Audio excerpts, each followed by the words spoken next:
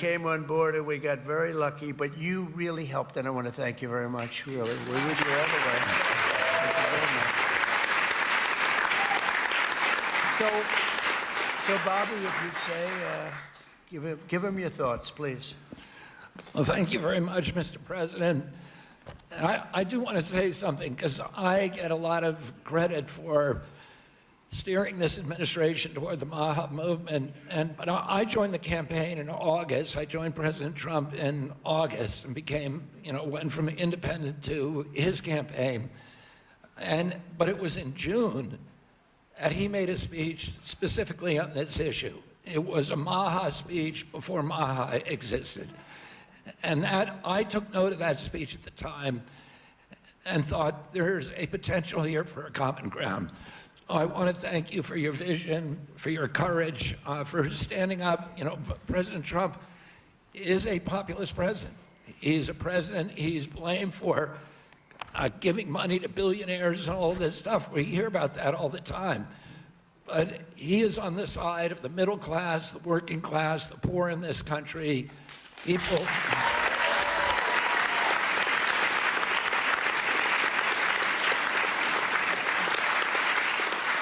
And I've been following, I've met every president since my uncle was president, and I've never seen a president, Democrat or Republican, that is willing to stand up to industry when it's the right thing to do, and they're willing to talk about really difficult issues and to hold his stand on those issues. I've never seen anything like it, and I'm very, very grateful to you. I've sat with industry again and again in a room with him and heard him say, we can't do that. We're going to do something different, deliver news that they didn't want to hear. So I'm grateful to this. This is a milestone. There's never in American history has the federal government taken a position on public health like this. And because of President Trump's leadership, it's not just one cabinet secretary, it's the entire government that is behind this report. And I can say again, I talked a little bit about when I met Rachel Carson as a boy. My uncle tried to do this, but he was killed and it never got done. And ever since then, we've been waiting for a president who would stand up and speak on behalf of the health of the American people and say, there is no difference between good economic policy, good environmental policy, and good public health policy, and good industrial policy. We can have all of them, but we need a united cabinet, and we need to go forward as a single people. I want to thank you for that, President Trump. Thank you very much. Thank you.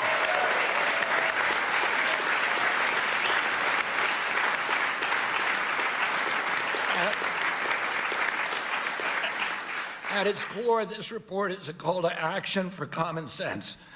We've relied too much on conflicted research, ignored common sense, or what some would call mother's intuition.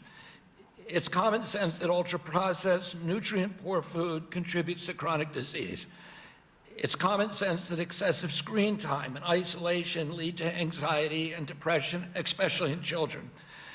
It's common sense that exercise and healthy food should come before prescriptions and surgery. It's common sense that not all calories are equal in nutritional value.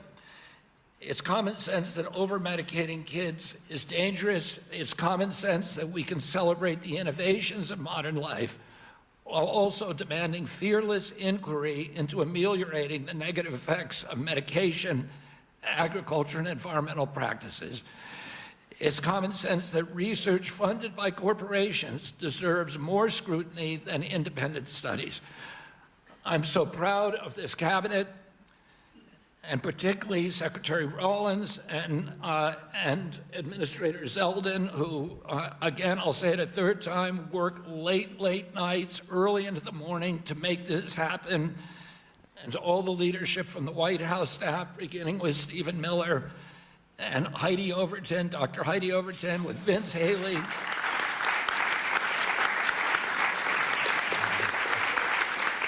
Their leadership and their steady hand in getting us to the goal line we could not have done it without them.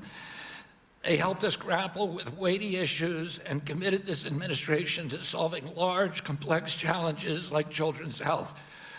We're joined here by senators, advocates, governors who I have worked with, and CEOs who I know who are all ready to begin carrying out this mission. This is the beginning of a conversation, a national conversation that we are going to have with maturity, with nuance, for the first time in history, thanks to your leadership, President Trump.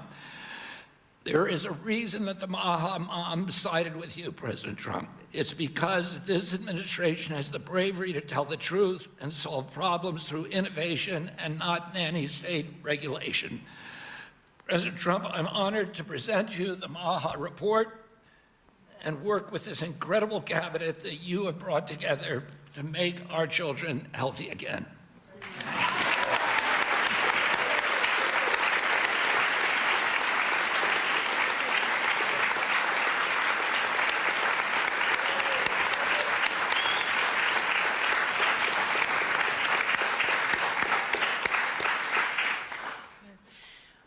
Three things. First, on behalf of an extremely grateful nation and on behalf of a lot of extremely grateful Maha Moms who are out there, Secretary Kennedy and Mr. President, thank you.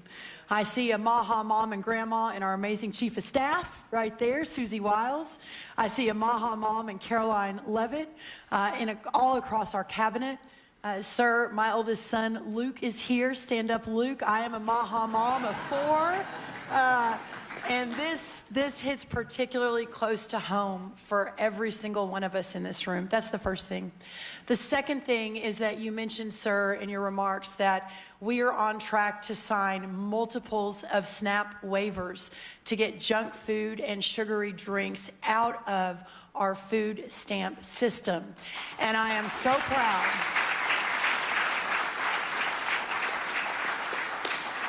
I am so proud to announce that on Monday, I was in Nebraska with Governor Pillen, where we signed the first one.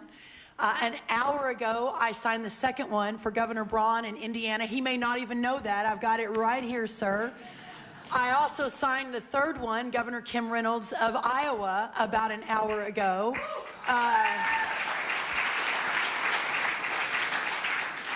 With a half a dozen more coming down the line. And sir, that has never happened before. Under Republican or Democrat administrations, we have never made that happen before. So I am so proud and so grateful for your leadership. We have Governor Morrissey here, who was the first one to apply from West Virginia. Oh, Governor Morrissey.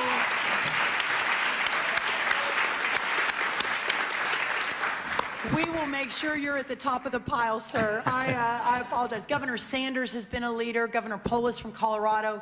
It has been remarkable how these governors have stood up. That's the second thing. The third and final thing, sir, is we all know that at the center of making America healthy again is making American agriculture great again. Without American agriculture at the center of this discussion, we have the most robust, the safest, the best agriculture system in the world. And in partnership with the amazing Secretary Kennedy and all of these incredible patriots sitting around this table, under the leadership of the extraordinary President Donald J. Trump, we will make America healthy again. And what an honor it is to be a part of that. Well, thank you, sir.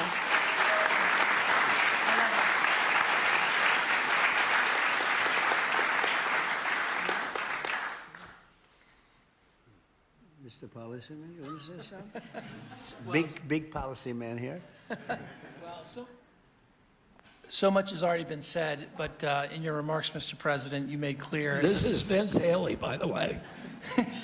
In your remarks and in the report, it's very clear that there are no sacred cows when it comes to our children's health. We are showing the courage to turn over every stone to figure out, to investigate what is behind the chronic childhood disease crisis, and that's what this report represents, sir. Thank you, Vince. Bobby, are you wanting to have other people speak? We've had everybody speak. Oh, good. Most have already spoken. That's very good. But the fake news wasn't here. What's going on? I mean, Oz, I want to thank you for your work. Would you have anything to say to the media? Thank you, sir. I think it's a moral failing if we don't address this, but it's definitely a financial failing as well. 50% of children are on Medicaid or on the CHIP program. It is an obligation we all have to address this reality. As you know, the cost of Medicaid has gone up 50% in 5 years. Right. I thank you very much for having the bravery to commission this report, and Secretary Kennedy, Secretary Rollins, Lee Zeldin, and everybody else on this panel for being able to effect what has not been done since this law for Medicare and Medicaid was written in 1965. God bless you. Thank you very much, Oz. Thank you.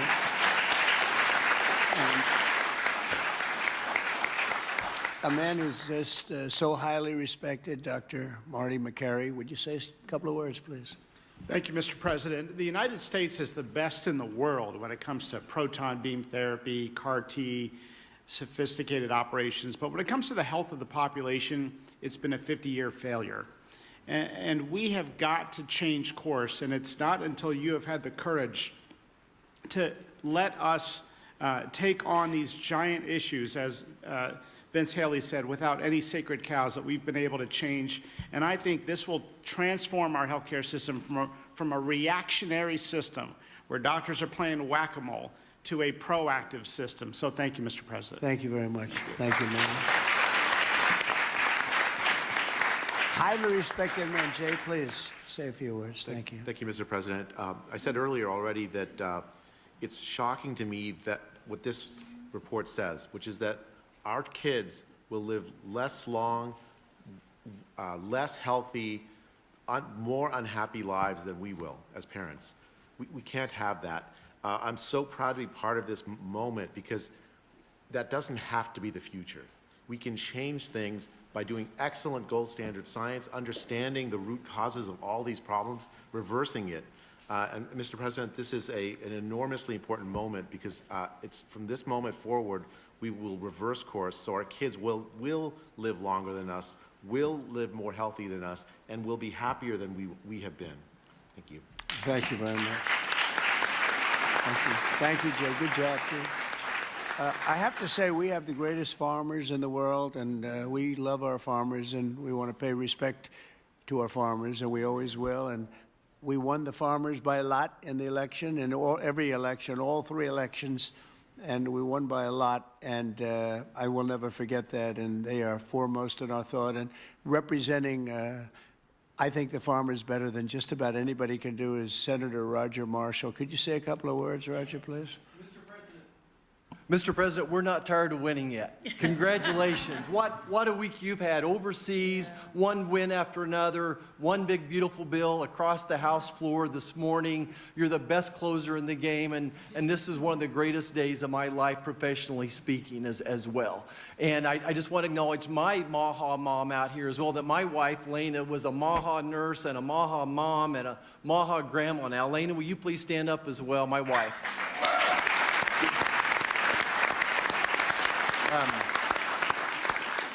Mr. President, as you know, I spent 25 years delivering babies most every day. We saw a huge epidemic of diabetes, of pregnancy, and this has exploded in so many different directions now. We have an epidemic in mental health in our youth, obesity rates 20, 30%, 20% of our children on a prescription drug, 60, 70% of adults on a prescription drug. We can do better than this. And it does start with the farmer. It starts with soil health. And I just want you to know that our farmers are so committed to this as well. And so many of them are already doing great things. They're making the soil healthier. They're using less pesticides. They're doing all the right things. It's going to take a little bit more effort and time to get everybody with those practices. But the American farmer and rancher were the original environmentalists, the original conservationists, and they'll be right here working beside us, and we appreciate your support of them as well. Thank you, Roger. Great. Thank you. So I think I'll close by just saying that something happened a week ago that was very, very important, profound, but very important in so many ways. For years, I noticed that other countries paid much less for drugs and pharmaceuticals than we did. But I don't mean 2% less or 10%, which would be good, but I don't mean 20 or 25 or 30%. I mean, sometimes we paid 10 times more, 12 times more, 13 times more than other countries, where people from our country would be seen going into Mexico and seen going into other countries, leaving on trips and bringing their drugs home because they'd get in London, they'd be able to buy a drug for 1/10 the price of what it costs in New York City. And I watched this, and I watched it during my term, and I didn't like it. I didn't like it. And it's a very complex system, but, you know, we're smart also, maybe much smarter than they are. And at some point, we had to figure out, and I heard it was the middleman. Nobody told me who the middleman was. Nobody knew who the middleman was. Nobody ever heard. All I heard is the middleman. I said, they've got to be the richest people in the world, whoever they are. We don't even know if there is a middleman. All I know is that the drugs were 10 times higher and sometimes more than that. And I really got into it over the last year, and I figured the whole system out. And for various and sundry reasons, the United States of America was being screwed, and we were being taken advantage of and being laughed at for years and years. And I said, it's not going to happen anymore. And I brought a great gentleman, the head of Eli Lilly, in, who's great. He really is. He's great. He's done a fantastic job, and others also of the companies. And I'd have it out with him. I had debates with him, actually, and pretty much it was a debate that was impossible to lose.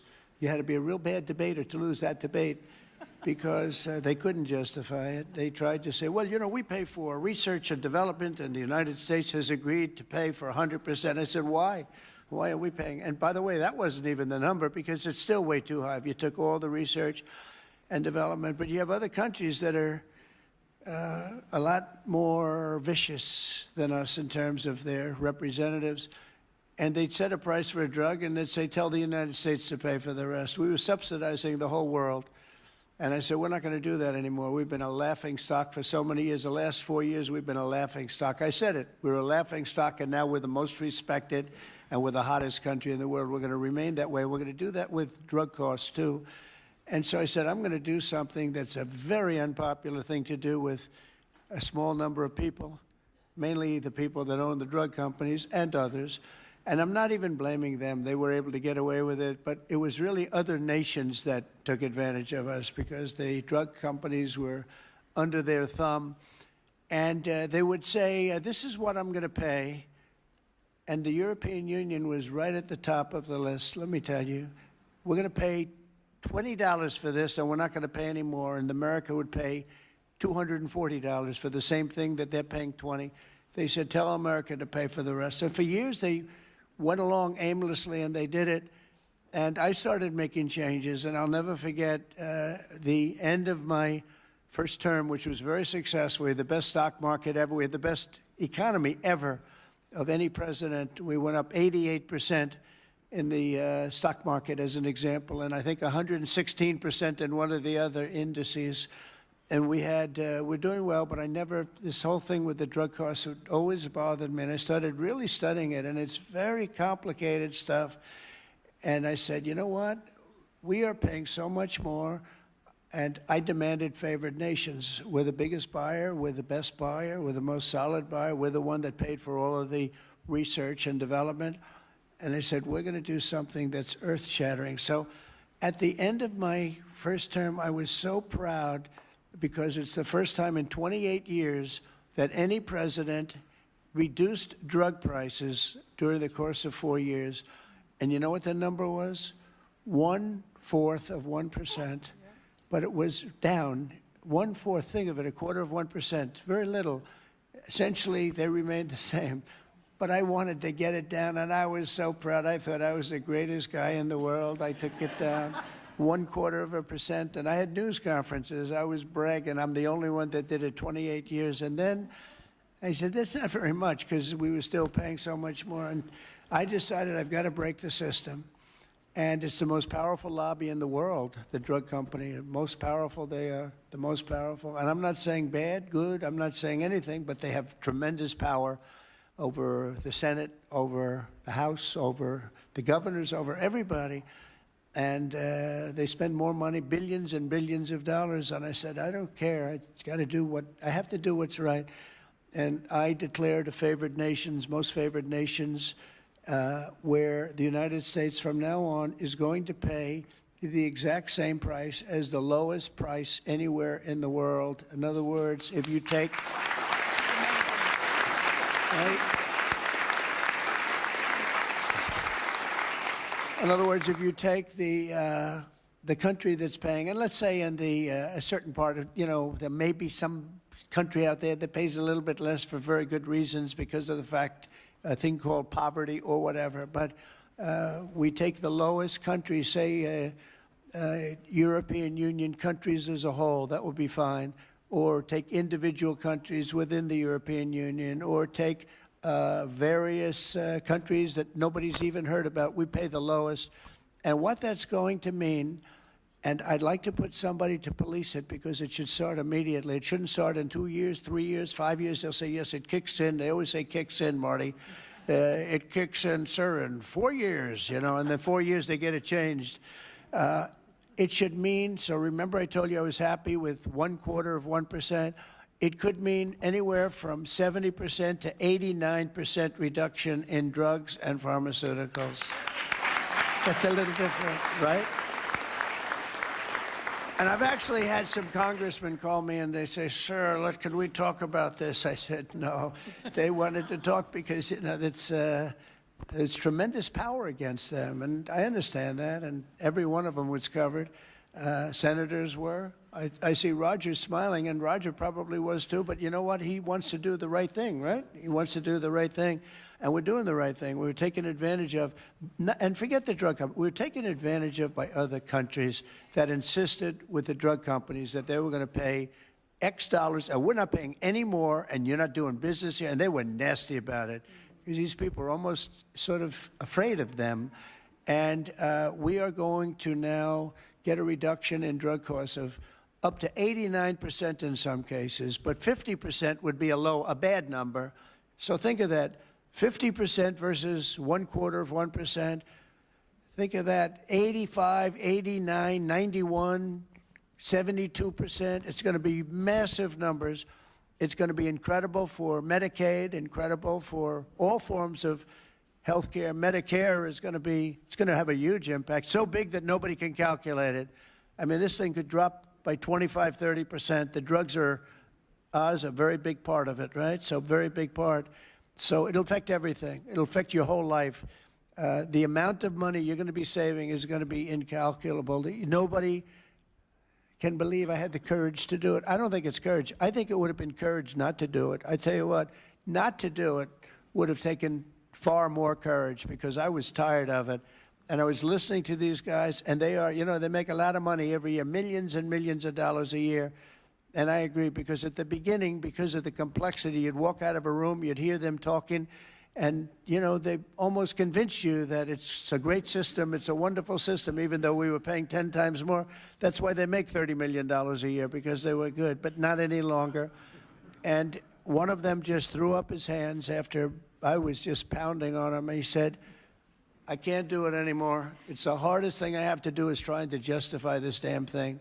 I can't do it anymore. One of the biggest companies, I just can't do it anymore. You're right.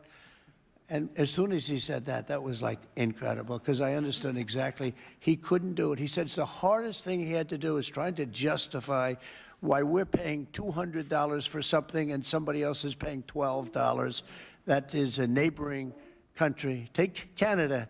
I mean, people go up to Canada to shop because the prices are so much less, and it's not going to happen anymore. So we're going to take the lowest country anywhere in the world, and that's what we're going to be paying, and we'll be saving from 50 to 89%. And these are big, these are tremendous numbers. There's not going to be anything where we're paying 10 times more than somebody else. And one thing that is very important, and it's got to be implemented, it's done. I've done the order, it's done. But we have to get somebody that's got a lot of strength and a lot of power, because you have to implement it, because these countries are going to go down fighting. They don't want this to happen because they're going to go up. Now, there are many more people involved in the world than there are here. So they'll go up a little bit, maybe 15, 20%, and we're going to go down 60, 70, or 80%. But they will fight the drug companies. The drug companies are very worried that they're going to fight, and that's okay. If they fight, we'll just say, that's okay. we are not going to let you sell any more cars into the United States, or we're not going to let you sell any more wine or liquor or alcohol or something that's actually much more important to them than the drugs. And we're going to be able to force that issue if we need to. They should do it. We're basically equalizing. They should do it. And, you know, the drug companies should do just as well. This shouldn't be a hit on their stock. I don't think it will be. It's basically, it's going to be the same amount of money, but it's going to be redistributed. And it's going to be redistributed, so they're going to pay a little bit more, and we're going to pay a lot less. A little bit more because there's so many more. So, you know, it's a bigger number. And so, Bobby, I'd like to ask you and Dr. Oz and Marty, perhaps, and Jay, and maybe representing the world's politicians, I can ask Roger, who's so great with this whole subject, if you would be very, very tough and very, very, very powerful in a sense. It's not easy. You know, you're going to have to get this done. The drug companies are going to say, well, they won't do it, and maybe they won't. And if they don't do it, we're going to not do business with that country or those countries. But we're going to have to be very tough until it's totally stabilized and equalized. And Oz, I mean, I see your eyes are gleaming because you've been talking about this for a long time, but you've never had anyone willing to do it. But I'm willing to do it. And I think it's going to go down as one of the most important things we've ever done because drug costs are going down. Think of it. Then every year for 21 years, the costs have gone up. And now they're going down maybe by 85, 80. I'm telling you, 89% in 2 instances, 89% cut. Nobody's ever seen anything like it. So I'd like to ask Oz in particular, because you and I know each other. He's a very tough hombre, this one. He's tough as hell. And so if you can lead the group, and it's not going to be easy. You're going to have to get in, and you're going to have to fight. If you do it, you can have, within a period of weeks, you can have drug costs that drop like a rock, okay? So you, as a group, I have great confidence, and if you don't do it, I am firing every single one of you. Good luck, guys. All right? Can you handle it?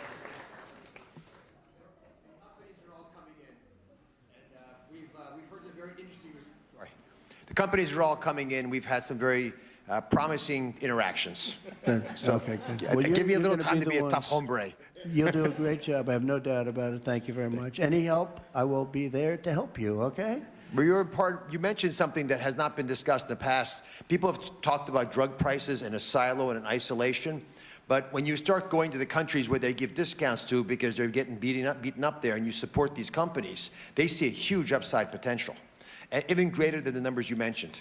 Right. They should be able to charge more than what they would historically have been tolerant of if they have the support of the U.S. government and you. And Secretary Kennedy is aware of all these discussions.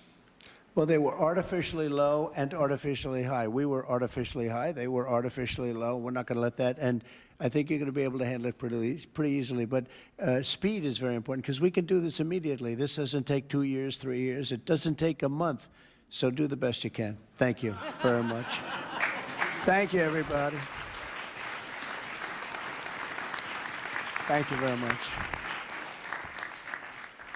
Thank you, Bobby. Are we concluded, Bobby? Yes. Go ahead. Why don't you Thank you, finish it Mr. off? President. Let's all give a hand for President Trump for his leadership. Thank you.